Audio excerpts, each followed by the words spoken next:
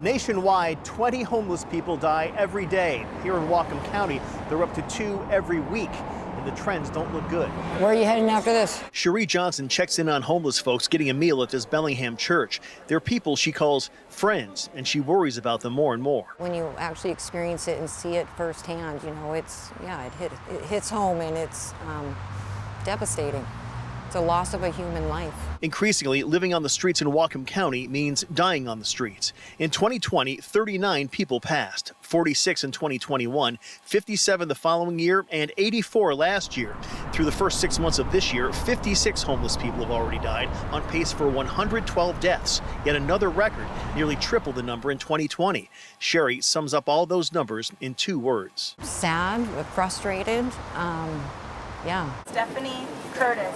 Cities across the country are holding annual remembrances for those lost, like this one in Seattle. Among the factors driving the surge, more senior citizens being pushed out of their homes. The federal government's annual homeless assessment report finds nationwide nearly 1 in 6 people on the street are over the age of 55, about 100,000 people, a number exacerbated by the post-pandemic economy. That's associated with rapidly rising rents, and of course seniors that are on fixed incomes just can't adjust to that.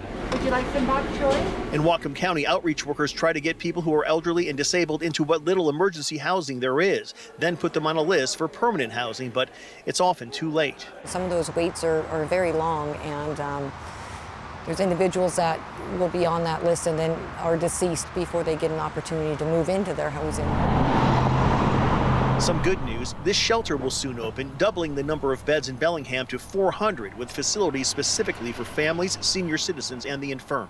How are you on this fine day? Until that day comes, Cheri and her outreach team continue trying to keep the streets as safe as possible. Just showing up and just being here right alongside our folks, serving them as best as we can. That new shelter is expected to open this fall. In Bellingham, Eric Wilkinson, King 5 News.